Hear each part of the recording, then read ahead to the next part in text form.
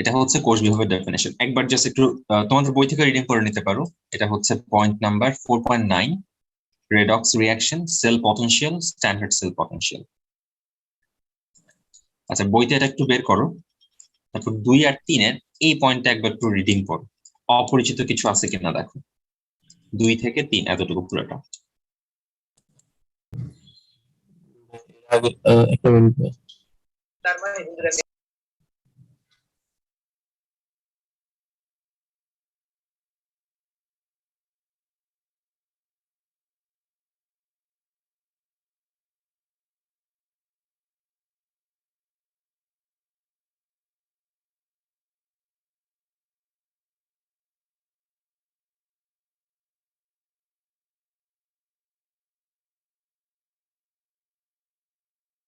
তো আমরা দেখবো হচ্ছে যদি কপারে তাকে রাখা হয়, তাহলে সবাই কোয়েশ্চেনটা একটু পড়ো। 31 এর কি নাম্বারটা। সো আমরা আগে বোঝার চেষ্টা করব যে FeSO4 কে যদি কপার কন্টেনারে রাখা হয় তাহলে কি কি রিঅ্যাকশনটা ঘটতো আসলে। সো রিঅ্যাকশনটা ঘটতে এরকম।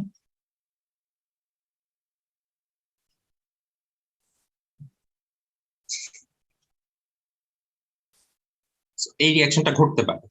তার মানে কি ফেরাস সালফেট সেটাতে কপার যুক্ত হয় কপার সালফেট ফর্ম করে ফেলতে পারে, যেটা আমরা চাই না। এটা হচ্ছে আমাদের আনওয়ান্টেড রিঅ্যাকশন। তো আমি এই রিঅ্যাকশনটার ইনট সেল বের করব। আমার ধারা হচ্ছে এই রিঅ্যাকশনের ইনট সেল বের করা। সরি, এন্ড ইনট সেল বের করে যদি দেখি যে ইনট সেল গ্রেটার দেন 0, তার মানে রিঅ্যাকশনটা স্পন্টেনিয়াস নরমালি ঘটবে, তাহলে রাখতে পারবো না। আর যদি দেখি হচ্ছে ইনট সেল লেস দেন 0, মানে রিঅ্যাকশন নন স্পন্টেনিয়াস ঘটবে না, তাহলে আমি রাখতে পারবো, কোনো সমস্যা নেই। আচ্ছা, তো ইনট সেলের মান কত হবে? ইনট সেল ডিরেক্ট ভ্যালু বসে দিতে পারি। আয়রন 2+ থেকে, সরি, কপার থেকে কপার 2+ যাচ্ছে, যার ভ্যালু হচ্ছে -0.34। আর আয়রন 2+ থেকে আয়রনে যাচ্ছে, যার ভ্যালু হচ্ছে -0.44। হোয়াট, এখানে কি ভুল আছে নাকি?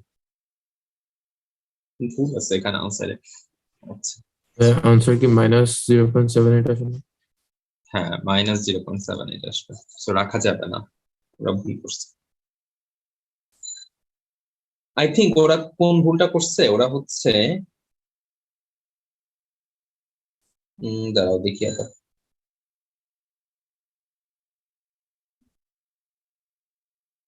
আর আমি যদি এটা নাও জানি, হ্যাঁ, আমি রিঅ্যাক্টিভিটি সিরিজের দিকে তাকাইলেই আসলে বুঝবো এটা রাখতে কোনো সমস্যা নাই। রিঅ্যাক্টিভিটি সিরিজটা একটু দেখি, ওদের এখানে ভুল করছে, ভুলে লিখছে আর কি। তো রিঅ্যাক্টিভিটিস দেখো, আয়রন কিন্তু কপারের অনেক উপরে, এই কপার হচ্ছে এই জায়গাতে, আয়রন হচ্ছে সেই কোথায় উপরে। সো আয়রনকে আসলে কপার কখনোই রিপ্লেস করতে পারবে না। সো এই রিঅ্যাকশনের ইনট সেল অবশ্যই নেগেটিভই হবে। সো আনসার হবে -0.78 এবং ক্যান বি প্রিজার্ভ, রাখতে কোনো সমস্যা নেই।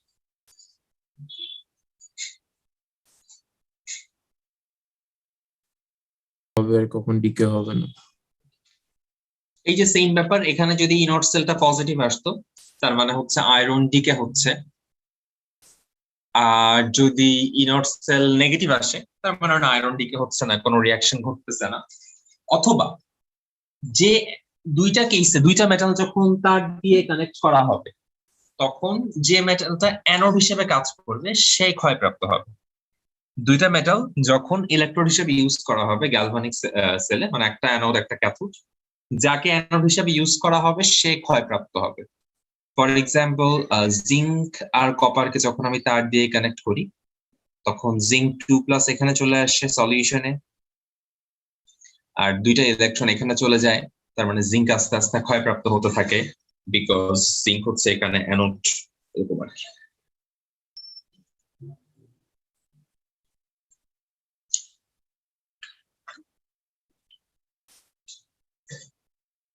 পটেনশিয়ালের পেজটাতে যাবেন, এই পেজটাতে।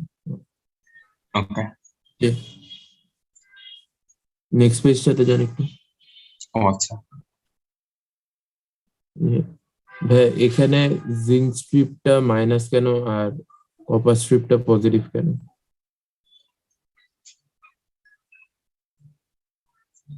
কোথায় জিঙ্ক মাইনাস কপার প্লাস? ভাইয়া ছবিটাতে দেখেন। ও আচ্ছা, জিঙ্কটা মাইনাস বলতে কি জিঙ্ক থেকে মাইনাসটা? আচ্ছা হ্যাঁ দেখাচ্ছি। আমরা দুইটা টার্ম পড়ছিলাম, যে একটা হচ্ছে সলিউশন প্রেসার আর একটা হচ্ছে অসমোটিক প্রেসার, তাই না? হ্যাঁ ভাইয়া। সলিউশন প্রেসার কি ছিল?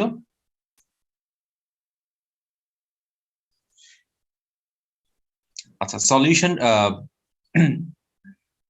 সলিউশন প্রেসারটা ছিল যে এইখান থেকে, মানে এই ইলেকট্রোড থেকে এখানে যাওয়ার যে প্রবণতা, সেটাকে বলা হয় সলিউশন প্রেসার।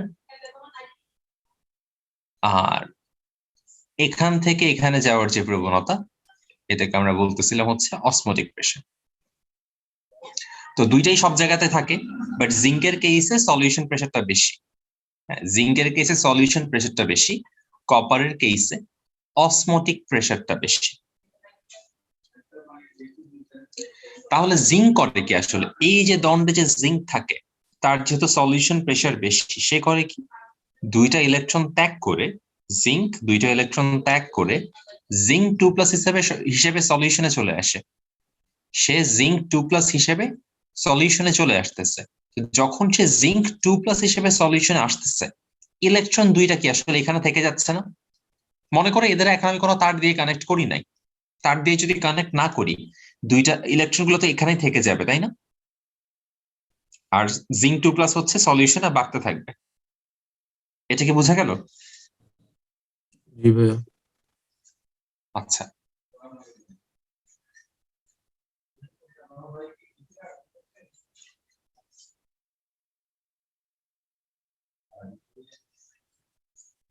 আচ্ছা এবার কপার কেসটা দেখি।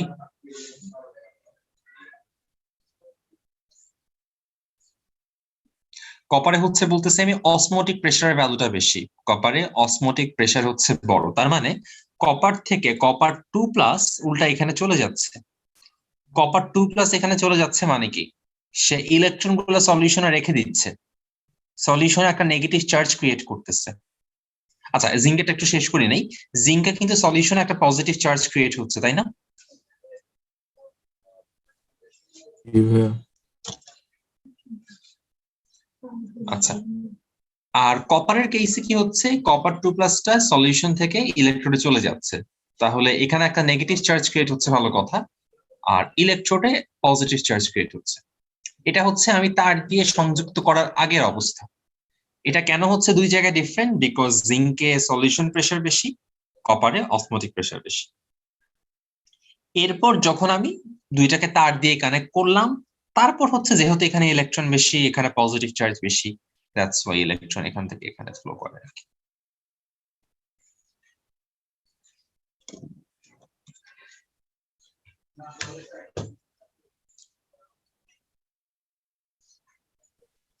জি ভাইয়া বুঝছি।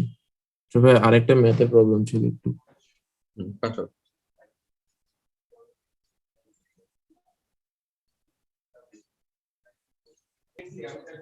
আচ্ছা,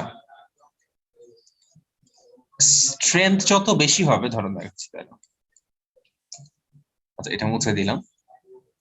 লিথিয়ামের সেল পটেনশিয়াল যে এত বেশি, নেগেটিভের দিকে এত বেশি, তার মানে কি আসলে লিথিয়াম হচ্ছে অনেক বেশি অক্সিডাইজ হইতে চায়, তাই না? আমি যদি এভাবে লিখি যে লিথিয়ামের অক্সিডেশন পটেনশিয়াল যদি চিন্তা করি, লিথিয়ামের অক্সিডেশন পটেনশিয়াল সবচেয়ে বেশি 3.04। তো এটার মানে কি? আর লিথিয়ামের অক্সিডেশন পটেনশিয়াল এত।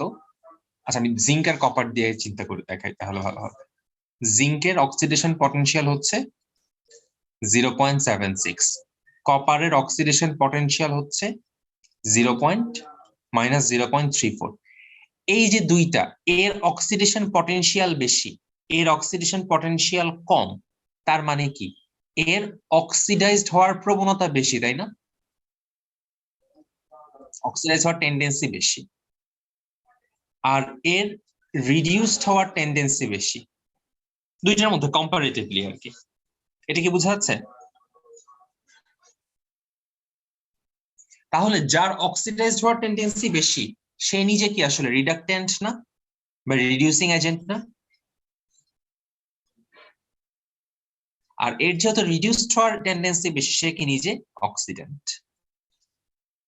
তার মানে এই চার্টের মধ্যে তুমি যেটা যে কোনো দুইটার মধ্যেই কম্পেয়ার করো না কেন, চার্টে যত উপরের দিকে সে হচ্ছে তত স্ট্রং রিডাকট্যান্ট। তার মানে এই টেবিলের মধ্যে লিথিয়াম হচ্ছে স্ট্রংগেস্ট রিডাকট্যান্ট, যেহেতু তার অক্সিডাইজ হওয়ার প্রবণতা সবচেয়ে বেশি। আর এই টেবিলের মধ্যে গোল্ড হচ্ছে স্ট্রংগেস্ট অক্সিডেন্ট।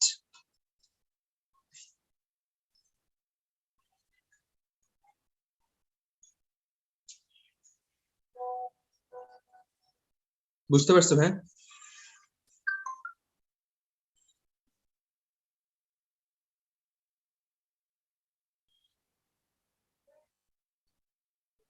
এটা মানে এটা তো তোমাকে বলেই দিছে এটা হবে। এখন অ্যাকচুয়াল মানে তুমি যদি তাদেরকে একসাথে রাখো সে অটোমেটিক্যালি রিয়াকশনটা ঘটাবে। তার মানে আমি যখন এই সেলটা লিখি যে ক্যালসিয়াম আর ক্যালসিয়াম 2+,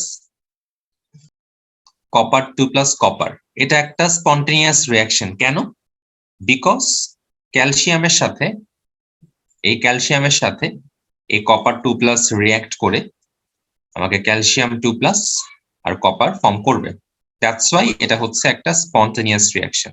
যে রিয়েল লাইফে যদি আমি কোনো কপার আয়নকে রাখি, কপার সালফেটকে রাখি, সে ক্যালসিয়ামের সাথে রিয়াক্ট করে ক্যালসিয়াম সালফেট বানায় ফেলবে। পুরো রিয়াকশনটা যদি এরকম লিখি,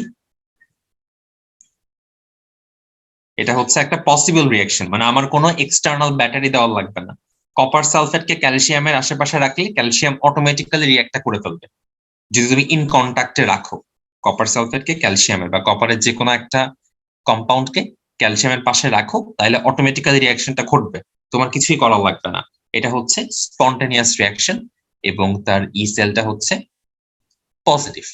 আর তুমি যদি এভাবে রিয়াকশনটা লিখো যে কপার 2+, আর এদিকে ক্যালসিয়াম 2+ থেকে ক্যালসিয়াম, হুইচ মিনস ক্যালসিয়াম সালফেটের সাথে কপার যুক্ত করলে কপার সালফেট হবে প্লাস ক্যালসিয়াম হবে। এইটা তুমি যদি ক্যালসিয়াম সালফেটকে কপারের কন্ট্যাক্টে রাখো, রিয়াকশনটা আসলে ঘটবে না। রিয়াকশনটা রিয়েল লাইফে কখনোই ঘটবে না। তার মানে এটা ই সেলটা হচ্ছে নেগেটিভ আর এটা হচ্ছে একটা নন স্পন্টেনিয়াস রিয়াকশন।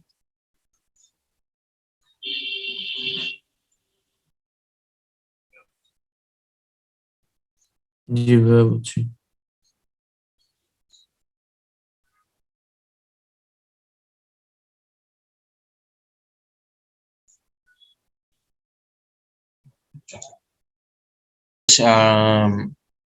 একটা ইম্পর্টেন্ট জিনিস, এটা খুব ইম্পর্টেন্ট, মনে হইতে পারে কমন সেন্স অ্যাপ্লাই করে। ধরো এই রিয়াকশনটা যদি আমরা একটু লিখি যে অ্যালুমিনিয়াম, আমি এটা লিখি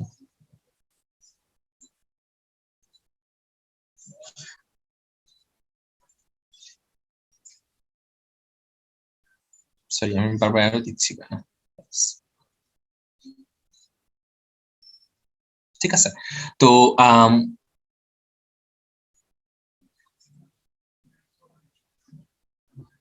এটা হচ্ছে এই রিয়াকশনের জন্য আমি যখন ব্যালেন্স করতে যাব, হ্যাঁ, আমার রিয়াকশনটা কিরকম দেখতে, অ্যালুমিনিয়াম হচ্ছে 3টা ইলেকট্রন ছেড়ে দিবে,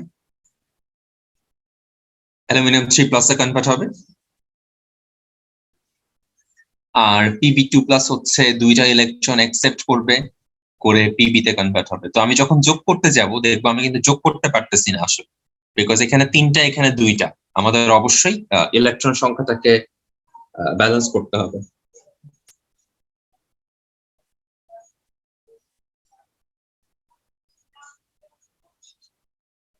তো এরপরে আমি যখন একে যোগ করতে যাব, একে 2 দিয়ে মাল্টিপ্লাই করে দিব, এটা 6 হয়ে যাবে, এটাকে 3 দিয়ে মাল্টিপ্লাই করে দিব, 6 হয়ে যাবে। সো আলটিমেট রিঅ্যাকশনটা এরকম দাঁড়াবে 12 plus 3Pb2+ converted to 2Al3+ plus 3Pb। আচ্ছা, একটু নিয়ে কোনো সমস্যা আছে?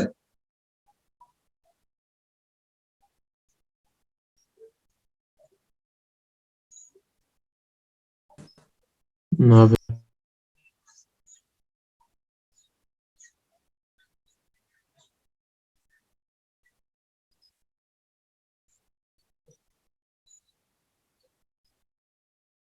আপনার মনে হইতে পারে যে অ্যালুমিনিয়াম রিসেলকে তাহলে মনে হয় 2 দিয়ে মাল্টিপ্লাই করা লাগবে, অথবা লেডের ওটাকে হয়তো 3 দিয়ে মাল্টিপ্লাই করা লাগবে, বাট এরকম কিছু কিন্তু হবে না। ইসেল যা দেওয়া আছে, অ্যালুমিনিয়ামেরটা 1.66 টেবিলে আছে, 1.66 ইউজ করব। লেডের -0.13 দিয়ে দেওয়া, আমরা সেটা ইউজ করব। এখানে যতই 2 দিয়ে 3 দিয়ে মাল্টিপ্লাই করা হোক না কেন, ই সেলটাকে কিন্তু আমরা চেঞ্জ করব না, এটা একটু মাথায় রাখতে হবে। বিকজ ই সেল কি আসলে? ই সেলটা তো হচ্ছে এই যে ইলেকট্রোডের সাথে এখানের যে এই জাংশনের যে পটেনশিয়ালটা, তাই না? ই সেল হচ্ছে এই জাংশনের যে পটেনশিয়ালটা, এটা তো আসলে এখানে এটার সাথে ভ্যারি করতেছে না যে 2 দিয়ে গুণ করলে এটা ডাবল হয়ে যাচ্ছে, 3 দিয়ে গুণ করলে ট্রিপল হয়ে যাচ্ছে, এমন কোনো ব্যাপার তো নাই। সো ই সেলটা যা ছিল তাই থাকবে, এটা 2 দিয়ে 3 দিয়ে 4 দিয়ে যাই দিয়ে গুণ করো না কেন, এটা কিছু যায় আসে না। আমরা যখন বোর্ড কোয়েশ্চেন সলভ করব, দেখবো যে এখানে সলভ একটু ভুল আছে একটা জায়গাতে, যে 2 দিয়ে মাল্টিপ্লাই করাতে ওরা ই সেলকে হচ্ছে 2 দিয়ে 3 দিয়ে মাল্টিপ্লাই করে ফেলছে আর কি। 2-একটা জায়গায় এরকম ভুল দেখতে পারি, বাট এটা খেয়াল রাখবো আর কি।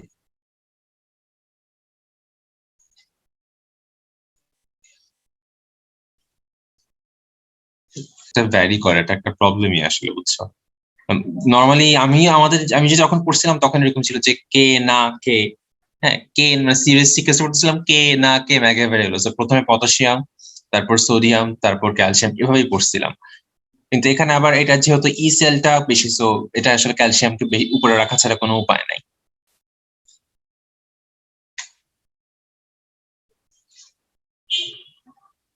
না কেন? বিকজ হচ্ছে আমরা সেল পটেনশিয়ালকে ছিল কি বলতাম, সেল পটেনশিয়াল ব্যাপারটা ছিল আমাদের মাপার প্রসিজারটা একদম চলে যায়। কেমনে মাপতাম আমরা? এটা একটা ইলেকট্রোড, এটা একটা ইলেকট্রোড, এখানে ছিল প্লাটিনাম হাইড্রোজেনের ইলেকট্রোডটা, এটা যার ভোল্টেজকে আমি 0 ধরতেছি, আর এটার ভোল্টেজটা। তো অ্যালুমিনিয়ামের যেটা, তো আমি অ্যালুমিনিয়ামের সাপেক্ষে হাইড্রোজেনেরটাই তো অ্যালুমিনিয়ামের সাপেক্ষে মাপছি, হ্যাঁ। এখন সে 2টা ইলেকট্রন দেয়, মানে তার কয়টা অণু বের হচ্ছে এটার উপর তো ম্যাটার করতেছে না, বিকজ তার যে মানে তার প্রতিটা ইলেকট্রন, প্রতিটা অ্যাটম কয়টা ইলেকট্রন ছাড়তেছে বা গ্রহণ করতেছে, ওইটাই কিন্তু ম্যাটার করে। ব্যাপারটা বুঝছো? তার যে ভোল্টেজ আমি যখন কাউন্ট করতেছি, আমি এখানে ভোল্ট মিটারে একটা মাথা রাখতেছি, এখানে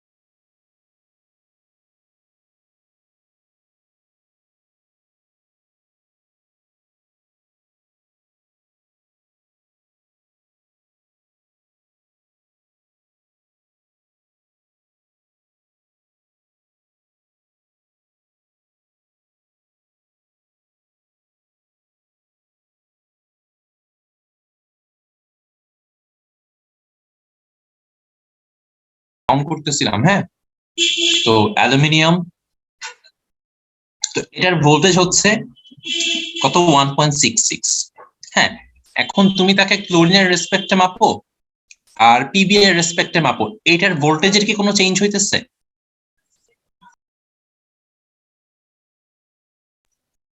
ব্যাপারটাকে না বুঝছো? ভাই। আমরা রিয়াকশনটা লিখতেছি কি ব্যালেন্স করার জন্য, যে হ্যাঁ দুইটা অ্যালুমিনিয়ামের অ্যাটম হচ্ছে তিনটা পিবি এর অ্যাটমকে রিয়াক্ট করতেছে, কিন্তু আলটিমেটলি এই তুমি যখন এখান থেকে মাপটা নিবা, প্রতিটা অ্যালুমিনিয়াম অ্যাটম তুমি যখন ক্লোরিনের সাথে মাপবা, হ্যাঁ তখন তো জাস্ট 3, তখনও প্রতিটা এলিমেন্ট তিনটা ইলেকট্রনই ছাড়তেছে। আর যখন লেডের সাথে মাপবা তখনও তো তিনটা ইলেকট্রনই ছাড়তেছে। আমার তো দুইটা গুণ করা জাস্ট এদের ইলেকট্রন সংখ্যাকে মিলানোর জন্য, তার জন্য তো পটেনশিয়ালের কোনো ডিফারেন্স ঘটবে না, তাই না? জি ভাই। বদরুল কি বুঝতে পারছো পুরোটা? মানে বাড়বে না কেন, চেঞ্জ হবে না কেন? বুঝছি ভাই। Okay, আচ্ছা আচ্ছা, এটা জাস্ট খুব কঠিন কিছু না। হাফ সেল মানে oxidation half cell, reduction half cell দুইটা টাইপের হইতে পারে, পাঁচটা টাইপের হইতে পারে। তো পাঁচটা প্রকারভেদ ক্লাসিফিকেশন আমাদের একটু শিখতে হবে। প্রথমটা হচ্ছে metal metal ion half cell, metal metal ion half cell, যেটা হচ্ছে আমাদের কনভেনশনাল জিঙ্ক আর কপার। অ্যানোডের এক্সাম্পল জিঙ্ক, কপারের এক্সাম্পল, অ্যানোডের এক্সাম্পলও জিঙ্ক আর কপার রাখছে, ক্যাথোডের এক্সাম্পলও জিঙ্ক আর কপার রাখছে। মানে আমাদের তো আর কম্বাইন কোনো সিস্টেমের কথা বলতেছি না, জিঙ্ক আর কপারকে কানেক্ট করলাম, জাস্ট একটা ইন্ডিভিজুয়াল হাফ সেলের কথা বলতেছে আলাদা। এটা একটা মেটাল, এটা হচ্ছে metal ion, metal metal ion, metal ion metal, একটু ভুল আছে, মেটাল আয়ন মেটাল। তো এটা হচ্ছে metal metal ion half cell. এটা ক্লিয়ার তো না? জি ভাই।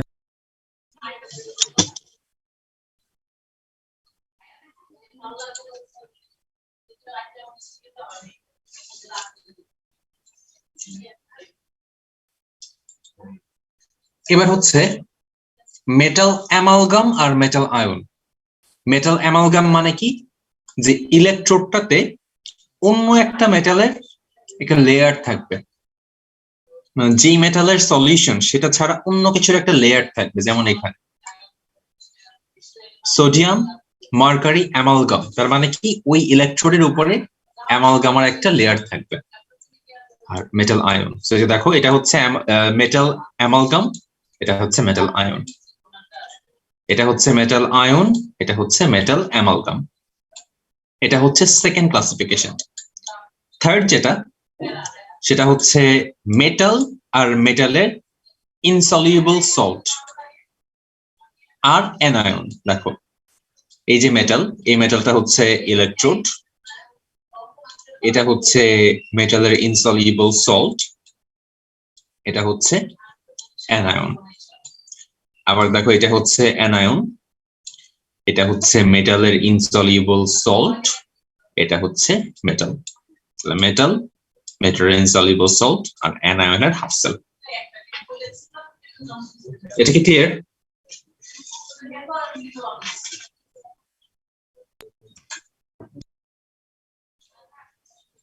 বুঝিনি ভাই, একটু আরেকবার বলো তো। এগুলো হচ্ছে হাফ সেলের পাঁচটা প্রকার ভেদ, মানে পাঁচ প্রকারে তুমি হাফ সেল বানাতে পারো। সে পাঁচটা আর কি 2 নাম্বারের জন্য এই প্রশ্নগুলো আসতে পারে, যে কোনো একটা রিয়াকশন লিখতে বলতে পারে বা এমসিকিউতে বলতে পারে এটা কোন টাইপের হাফ সেল।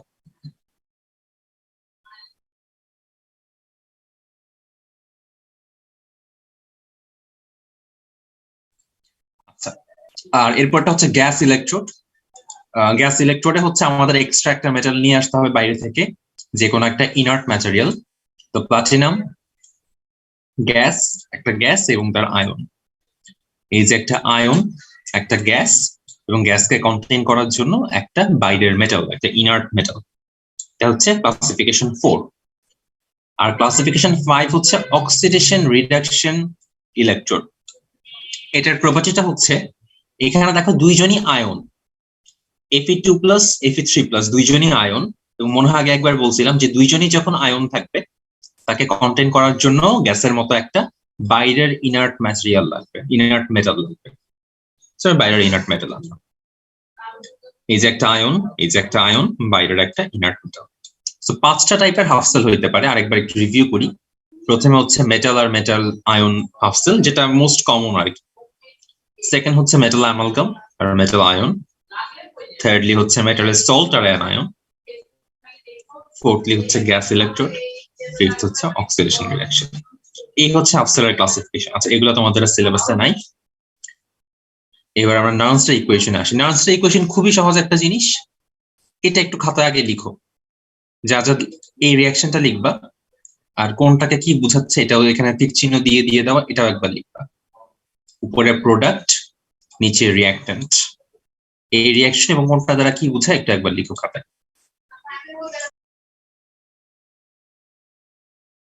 আমরা নিচে আসি। দেখি তো এই ফর্মুলাটা কাজে লাগে, এই ম্যাথটা করা যায় কিনা একটু চেষ্টা করে দেখো তো।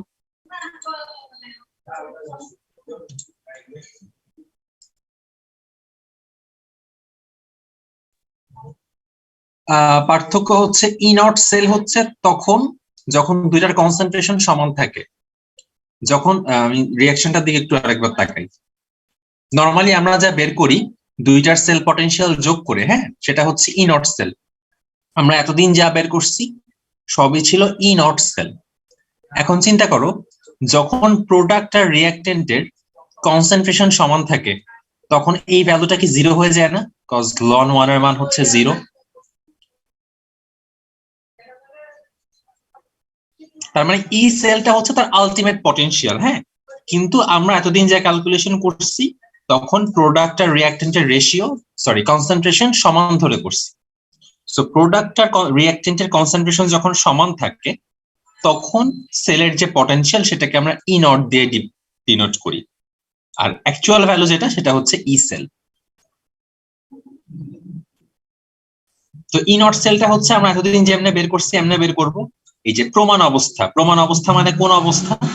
স্ট্যান্ডার্ড কন্ডিশন, তার মানে কনসেন্ট্রেশন দুইটা সমান। আর প্রমাণ অবস্থা না কোনটা? যখন কনসেন্ট্রেশন দুইটা সমান না। এতদিন আমরা প্রমাণ অবস্থা বা স্ট্যান্ডার্ড কন্ডিশনের জন্য করছি, এখন আমরা নন স্ট্যান্ডার্ড কন্ডিশনের জন্য বের করব। এটাই নার্নস্ট ইকুয়েশন। বুঝছো? হ্যাঁ,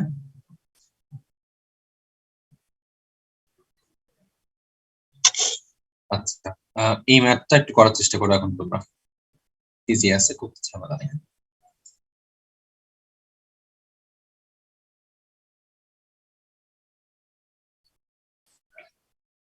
আচ্ছা, লনকে লগে কনভার্ট কর। আচ্ছা, কারো আসলে বইলো। জি ভাই আসছে। বজরুল আসছে?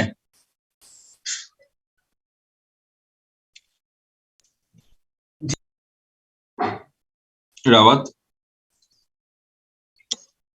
মাহিনা, মনে করো, হ্যাঁ, এখানে টু দি পাওয়ার 5 হয়ে যাইতো। মানে কোএফিসিয়েন্টের ই নট সেলে কোনো ইম্প্যাক্ট নাই, কিন্তু এটা সর্ট অফ কেসি কেপির মতো। কেসি কেপিতে মনে আছে যে কোএফিসিয়েন্টটা পাওয়ার হয়ে যাইতো, এখানেও সেম ব্যাপার। এখানেও যদি কোএফিসিয়েন্ট থাকে কোনো, সেটা হচ্ছে পাওয়ার হয়ে যায়। 5টা থাকে মানে কি এখানে actually zinc 2 plus into zinc 2 plus into zinc 2 plus, তার মানে জিঙ্ক 2 প্লাস টু দি পাওয়ার 5। তো কোএফিসিয়েন্ট যত থাকবে সেটা এই জায়গাতে তুমি পাওয়ার হিসেবে বসাই দিবা। একটা এক্সাম্পল থাকার কথা, এই যে এই এক্সাম্পলটা। আচ্ছা, এটা একটু তোমাকে চেষ্টা করে দেখো, না হলে আমি বলতেছি। ভাই কোএফিসিয়েন্টটা কি বসাবো? কোএফিসিয়েন্টটা হচ্ছে ভাই এই জায়গাতে পাওয়ার হিসেবে বসে যাবে। যদি এখানে 2 থাকতো, মনে করো এখানে 7 থাকতো, তাহলে জিঙ্কের উপর 2 হয়ে যাইতো আর কপারের উপর 7 হয়ে যাইতো। মানে এই যে এখানকার কোএফিসিয়েন্টটা, মানে ইলেকট্রন সংখ্যা ব্যালেন্স করার জন্য আমার যত দিয়ে গুণ করতে হচ্ছে, তার কোএফিসিয়েন্ট যত হয়ে যাচ্ছে, সেটা এই জায়গাতে পাওয়ার হিসেবে বসবে। জি ভাই। রাউত কি কিছু বলতেছিলা?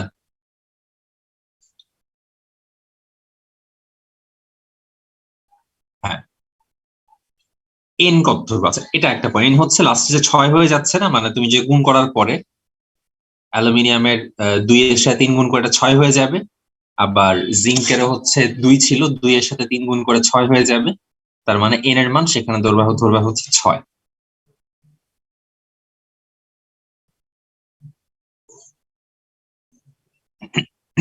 আর যে যাকে যত দিয়ে গুণ করতেছো মানে যার যত কোএফিসিয়েন্ট হচ্ছে সেটা পাওয়ার হিসেবে এই জায়গাগুলোতে দিয়ে দিবা। করে দেখো।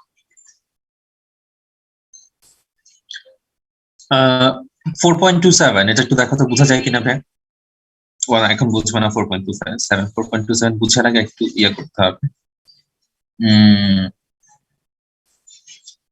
যে কারোর জন্য যখন একটা মেটাল থাকে জাস্ট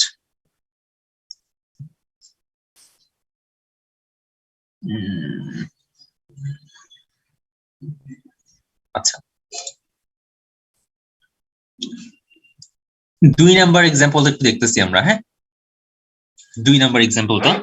তো এখানে ইনট সেলের মান কত হবে? ইনট সেল মাইনাস RT/NF তারপর লন সামথিং সামথিং সামথিং এগুলাই তো বসবে।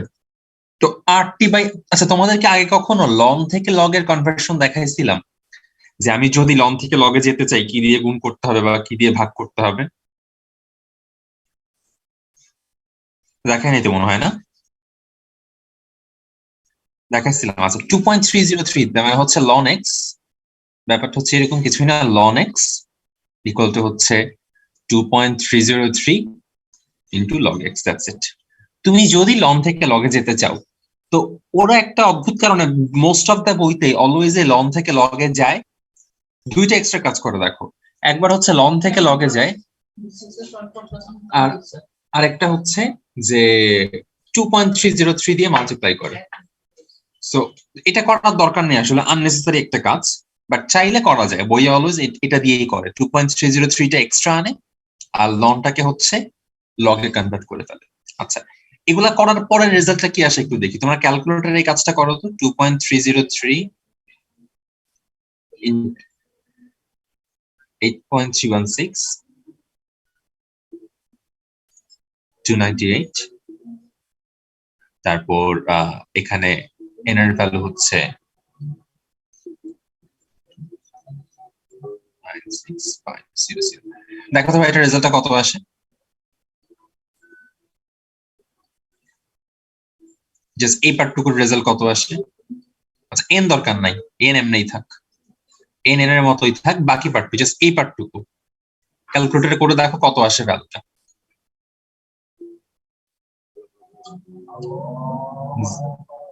আচ্ছা আমরা আজানটা শেষ হলে কন্টিনিউ করতেছি। ভ্যালুটা আসলো যে ই অক্সিডেশন হচ্ছে E naught oxidation 0.0592 divide by n into log of n. এই ইকুয়েশনটা আমরা কিভাবে কিভাবে কোন কোন জায়গায় ইউজ করছি একটু দেখি।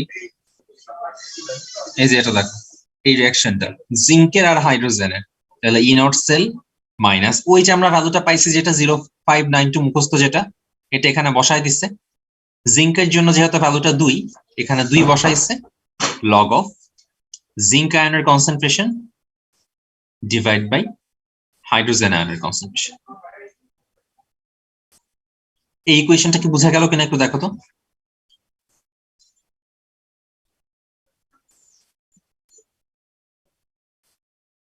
হ্যাঁ হ্যাঁ রাখা যায়, ওইটাই আমি বলতে চাচ্ছিলাম আসলে এটা একটা আননেসেসারি কাজ, আমরা এরকম করব না ওদের মতো। আমরা নর্মালি RT/NF যেটা শিখছে ওটা দিয়েই করব। আমি জাস্ট তোদেরকে দেখাইলাম যে এইভাবে ওরা এইভাবে করছে, যদি ইন কেস বই দেখে মনে হয় এটা আবার নতুন কি জিনিস, এটা আমাদের করার দরকার নেই, জাস্ট আমরা দেখলাম ওরা কি করছে। যেমন এই কোয়েশ্চেনটাই দেখি, এটা ওরা 0592 দিয়ে করছে, দরকার নাই। আমরা হচ্ছে আমাদের যে এনার্জি ইকুয়েশন আমরা জানি সেটা দিয়ে আমরা করব, তোমাদের নিজেদের মতো করে দেখো আনসারটা কত আসে। এটা রেজাল্টটা একটু আমাকে করে জানাও। এভাবে কবে যত জানতে চাচ্ছে এটা আসলে কিসের বিভব মাপতেছে, এই বিভবটা কিসের রেসপেক্টে মাপা হবে। একটা জিনিসের ভোল্টেজ তুমি কখনো মাপতে পারো না, তো ওই ইলেকট্রোডের পটেনশিয়াল মাপা মানে বাই ডিফল্ট তোমার হাইড্রোজেনের রেসপেক্টেই তাকে মাপা হচ্ছে। একটাতে হাইড্রোজেন একটাতে জিঙ্কই রাখা হচ্ছে। দুইটা ভোল্টমিটারের যে দুইটা মাথা, কারো ভোল্টেজ মাপার জন্য যদি একটা সেলই থাকে শুধু জিঙ্ক আছে, আমি এটার পটেনশিয়াল মাপতে চাচ্ছি, কেমনে পটেনশিয়াল মাপবো? একটা ভোল্টমিটারের একটাতে হাইড্রোজেন একটা তাকে রেখে এভাবেই মাপবো। আমরা শিখছিলাম না যে কেমনে আমরা ইলেকট্রোড পটেনশিয়াল কাউন্ট করতাম? ওখানে কি অলওয়েজ আমরা হাইড্রোজেনকে রাখতাম না একটা পাশে? এখানেও সেম ব্যাপারই। আচ্ছা সো এটা তোমরা যেভাবে শিখছো ওইভাবে একটু ট্রাই করে দেখো। 4.27 এই জিনিসটাকে তোমরা এভাবে চিন্তা করতে পারো যে জিঙ্ক থেকে জিঙ্ক 2+ আর হাইড্রোজেন প্লাস থেকে H2 এই সেল হিসেবেও চিন্তা করতে পারো, বিকজ এই পার্টের পটেনশিয়াল যেহেতু এমনিতেই শূন্য, so doesn't matter.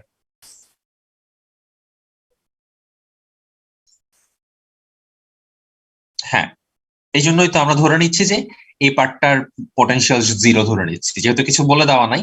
By default যেটা আমরা 0 ধরতাম হাইড্রোজেনেরটা, 0ই ধরে রাখতেছি আর কি, কোনো চেঞ্জ করতেছি না।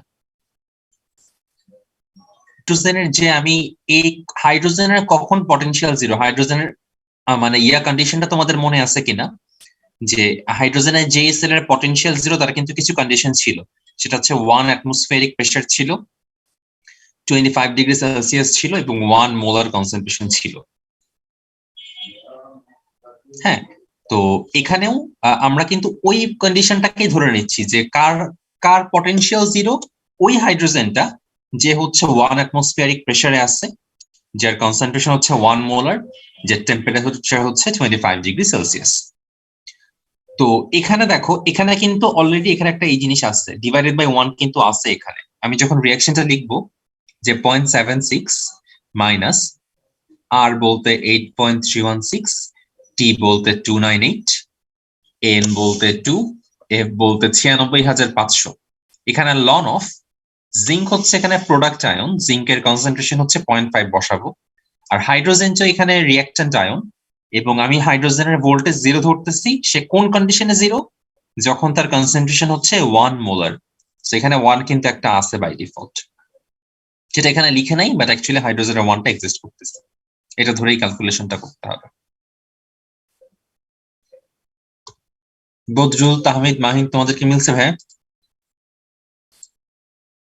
করবো আমরা আচ্ছা 4.28, 29, 30, 31। আচ্ছা, এগুলাই আমাদের লাস্ট টপিক আর কি। এরপরে আমরা বোর্ড কোশ্চেন সলভে চলে যাবো। আসলে আমাদের চ্যাপ্টারের কাজ পড়া শেষ সব, এই ম্যাথ গুলো করে বোর্ড কোশ্চেনে যাবো ইনশাল্লাহ। 27 করলাম, 28 নাম্বার। ঠিক আছে, 28 নাম্বারটা ট্রাই করো। ফ্র্যাকশনে কি ধরবে এটা আবার বলবেন? হ্যাঁ, লনের উপরে, লনের পরে উপরে থাকবে হচ্ছে প্রোডাক্ট আয়ন, আর নিচে থাকবে হচ্ছে রিঅ্যাকট্যান্ট আয়ন।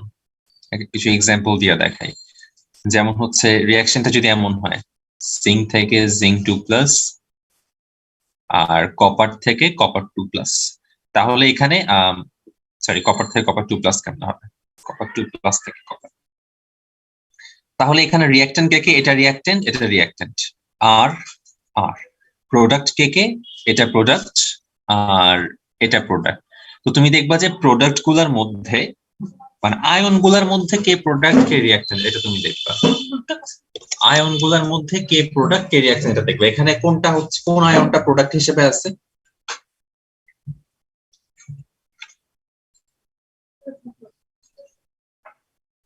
জিঙ্ক।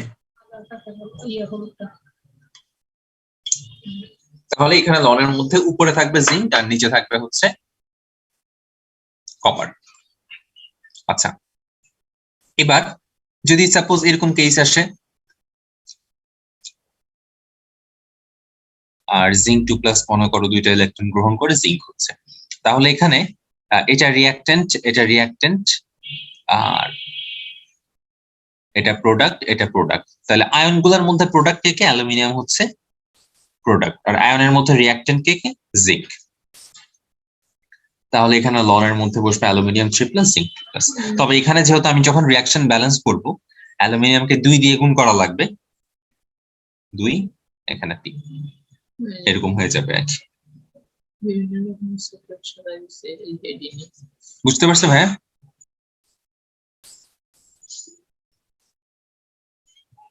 তাহমিদ, জি ভাই বুঝছি। কোনটা মিলছে?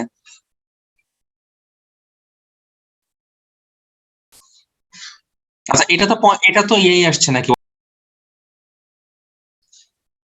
আচ্ছা, করে দেখি তাহলে। আচ্ছা, এটাই তো 8.316। টেম্পারেচার কত এখানে দেওয়া? টেম্পারেচার কিছু দেওয়া ছিল, 25 ডিগ্রি। আচ্ছা, তাহলে এন এর ভ্যালু এখানে বসাবো হচ্ছে 2, এফ এর ভ্যালু বসাবো 96,500 ইন্টু লন অফ নিকেলের কনসেন্ট্রেশন 0.1, সিলভারের 0.2 স্কোয়ার।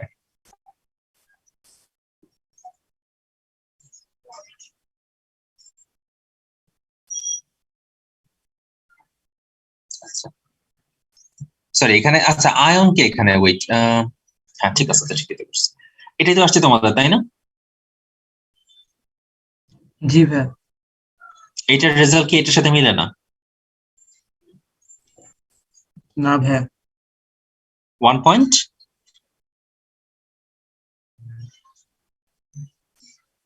ও আচ্ছা, ঠিক আছে, ওরাই ভুল করছে। ওরা কি ভুল করছে, এখানে হঠাৎ করে প্লাস দিয়ে দিচ্ছে, এখানে অ্যাকচুয়ালি মাইনাস হবে। ঠিকই আছে, ওরা 12 যোগ করছে, আমাদের 12 বিয়োগ আসছে 50 থেকে, মানে 0-র পর 50, এখান থেকে তো আসলে মোটামুটি 12 বিয়োগ হইলে 38, 12 যোগ হইলে 62। তো ওরা ভুলে প্লাস দিয়ে দিছে, এই জন্য 62 আসছে। তোমাদেরটাই ঠিক আছে, 12 বিয়োগ করে 38 আসছে। 038 বললা না রাওয়াত? হ্যাঁ হ্যাঁ ঠিক আছে, এটাই হবে। বজরুল তোমারও তো তাই আসছে না? জি ভাইয়া।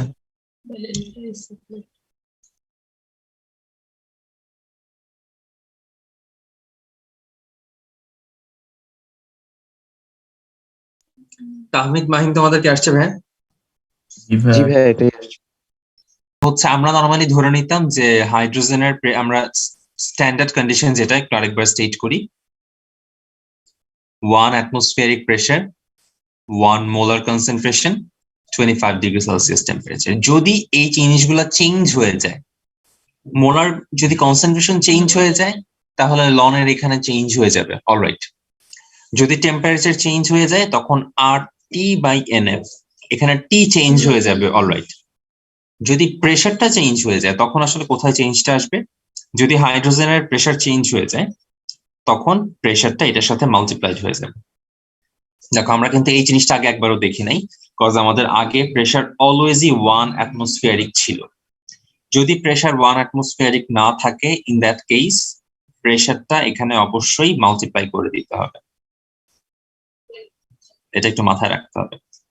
তো মোস্ট অফ দ্য কেসে আমরা দেখবো যে প্রেশার 1 atm দিয়ে দেওয়া, বা কিছু লিখা নাই, কিছু লিখা না থাকা মানে 1 atm দিয়ে দেওয়া বাই ডিফল্ট। আচ্ছা, 29 নাম্বারটা তোমরা একটু দেখে নাও, বা কিছু ক্যালকুলেশন করে দেখো যে এটার সাথে মিলতেছে কিনা। আনসারটা মিললে আমাকে একটু জানাও।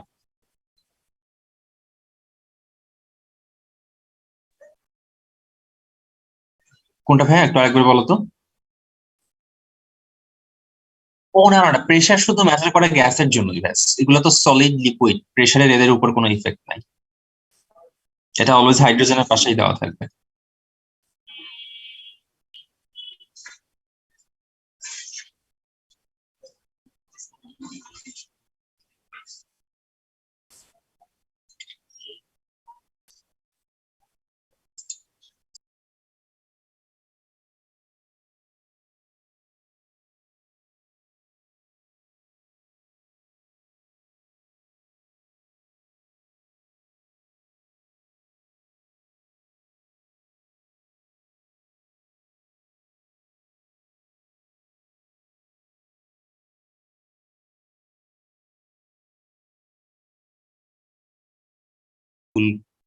কানেকশন গঠন করে, পজিটিভ নেগেটিভ নিউট্রালিটি বজায় রাখে, কারেন্ট ফ্লোকে রেগুলার লাগতে হেল্প করে, এগুলো আমাদের জানা, জাস্ট ল্যাঙ্গুয়েজটা একটু দেখে নিই এখান থেকে।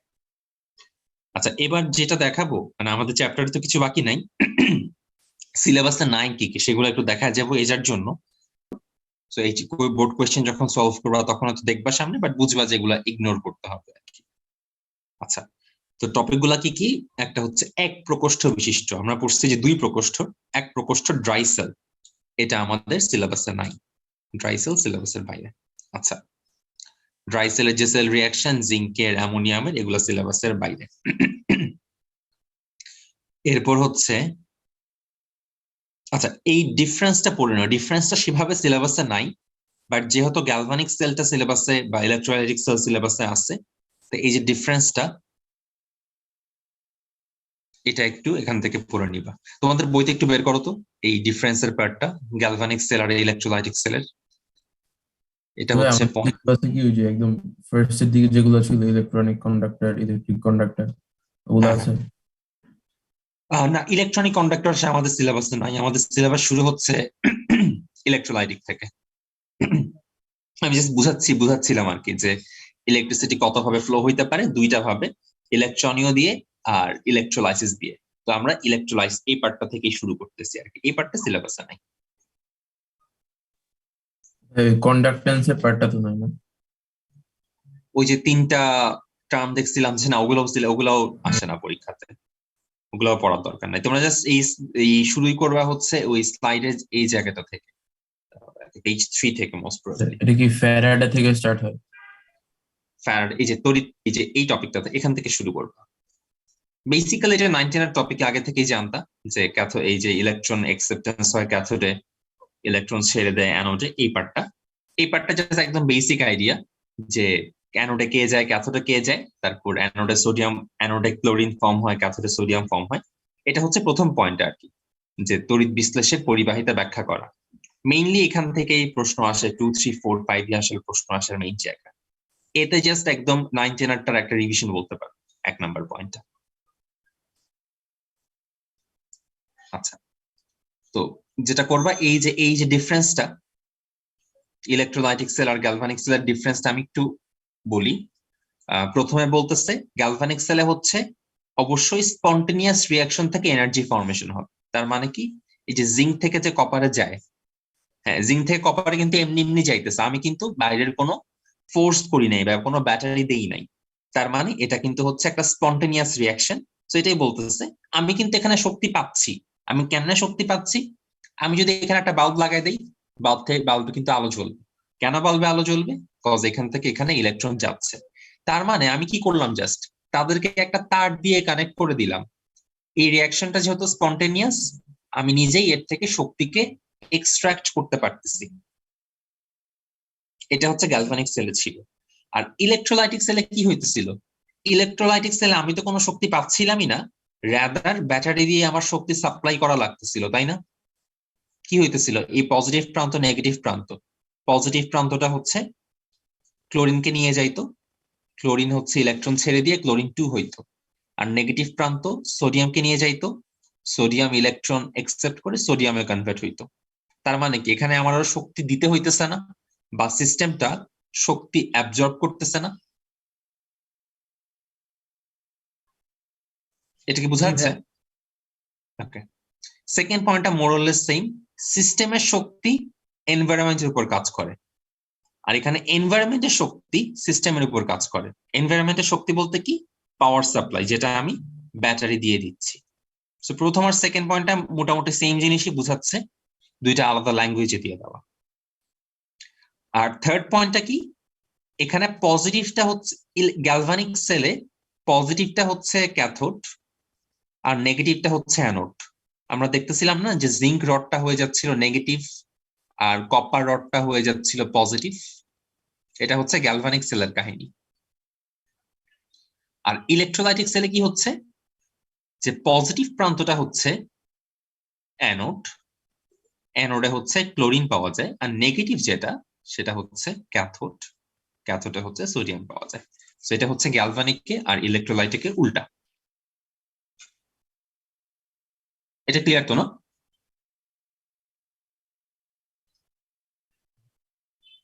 মাহিন?